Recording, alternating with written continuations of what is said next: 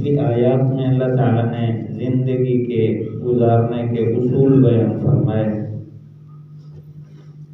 نماز کی اہمیت کے لیے وضو کے فرائض اور نماز کو قائم کرنے کا حکم،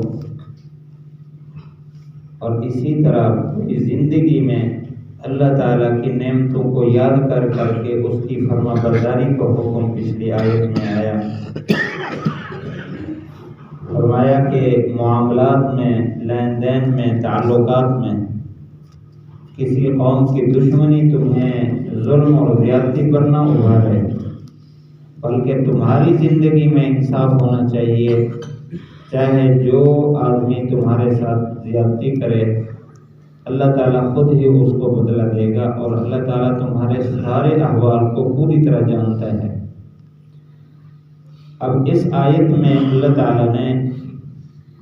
ان اعمال کی پابندی کرنے والے کے لیے انعام کا تذکرہ فرمایا، اور اس سے اگلی آیت میں اللہ تعالیٰ نے اس وعدے کو توڑنے اور نافرمانی کرنے والوں کے لیے سزا کا فیصلہ فرمایا۔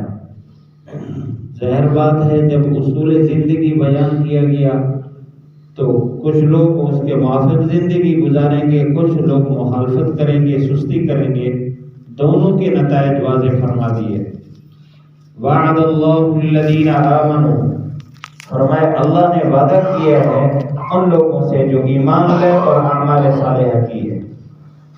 یہ جو دو لفظ آئے ہیں الذین آمنوا وعملوا الصالحات، یہ اپنے اندر بڑی وسعت رکھتے ہیں۔ یہ الفاظ اکثر جگہ استعمال ہوتے ہیں۔ اللہ تعالیٰ جنت کے وعدے میں ان دو چیزوں کا ذکر فرماتا ہے، ایمان اور اعمال صالحہ۔ ایمان کے اندر تمام عقائد آتے ہیں، جتنے عقائد ہیں اللہ کی ذات وحدہ لا شریک، اس کی صفات کے بارے میں، تمام انبیاء کے بارے میں،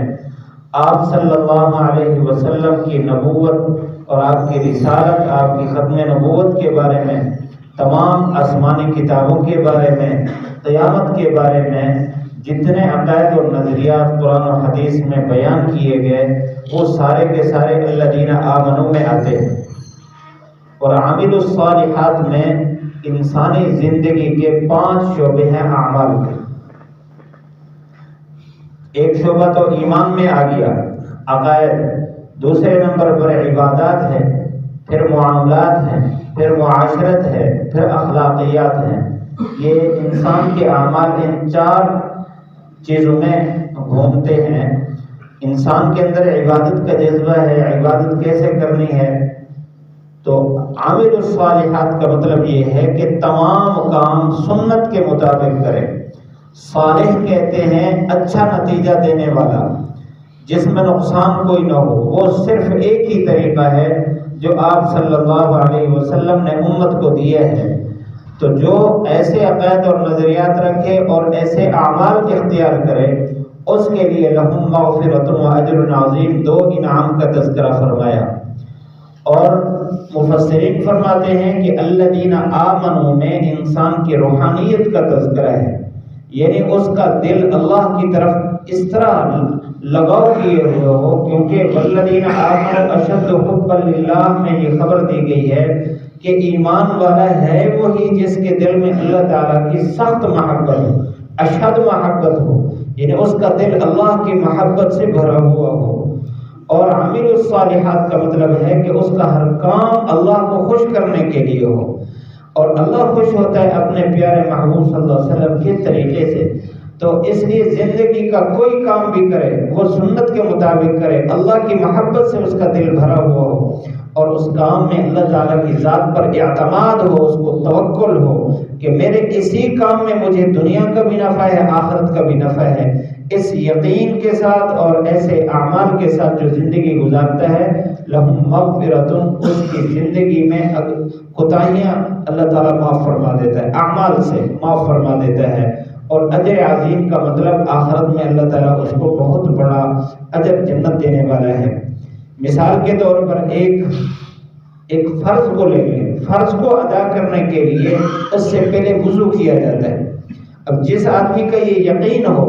کہ اللہ تعالیٰ کی عبادت ہے، اللہ کے غیر کی عبادت جائز نہیں، یہ شرک ہے، تو یہ توحید پر ایمان کے ساتھ جب یہ اعمال صالحہ کرتا ہے، اس کی ابتدا کرتا ہے، حدیث شریف میں ہے کہ جب آدمی وضو کرتا ہے، آپ صلی اللہ علیہ وسلم نے فرمایا کہ جب یہ کلی کرتا ہے تو اس کے منہ کے گناہ معاف ہو جاتے ہیں، چہرہ دھوتا ہے تو اس کے آنکھوں کے اور اس کی زبان کے جتنے گناہ ہیں اللہ تعالیٰ دھو دیتا ہے، اور اس کے بعد جب ہاتھ دھوتا ہے تو اللہ تعالیٰ اس کے بازو کے ہاتھ کے گناہ مٹا دیتا ہے، یہاں تک کہ آخری قطرے کے ساتھ ناخن کے نیچے سے بھی گناہ نکل جاتے ہیں، اور سر کا مسح کرتا ہے تو ہر بال اس کا گناہوں سے پاک ہو جاتا ہے، یعنی اس کے اندر خیالات کے ناپاک خیالات کے جو گناہ جمع ہوئے ہیں وہ مسح کرنے سے اللہ تعالیٰ دھو دیتا ہے۔ جب پاؤں دھوتا ہے تو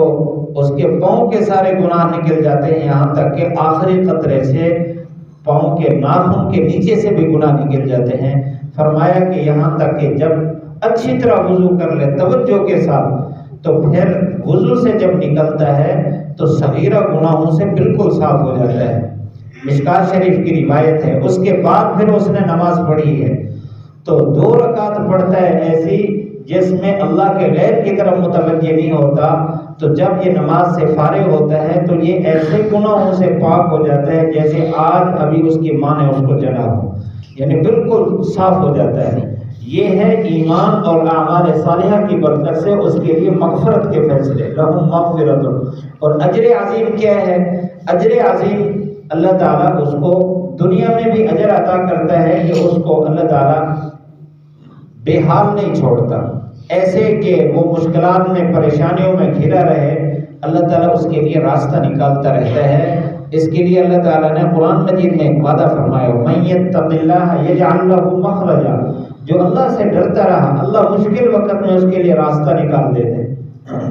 وَيَرْزُقْهُ مِنْ حَيْثُ لَا يَحْتَسِبُ، اور ایسی جگہ سے اس کو رزق دیتا ہے اس کو گمان ہی نہیں ہوتا۔ تو یہ اعمال صالحہ کی بنیاد پر دنیا کا مسئلہ حل ہوا، اور آخرت میں ایسے نماز پڑھنے والوں کو اللہ تعالیٰ عرش کے سائے کے نیچے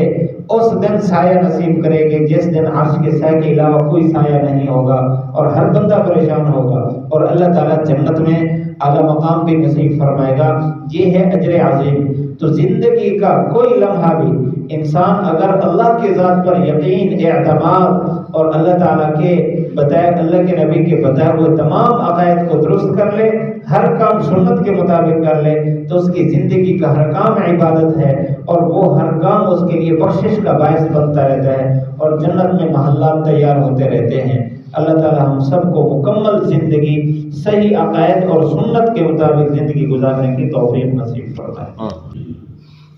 وعد اللہ، اللہ تعالیٰ نے وعدہ کیا، الذین، ان لوگوں سے، آمنوا، جو ایمان لے، وعملوا الصالحات، اور اعمال کیے نیک، لہم مغفرۃ، ان کے لیے وعدہ ہے کہ ان کے لیے مغفرت ہے، واجر عظیم، اور بہت بڑا اجر ہے۔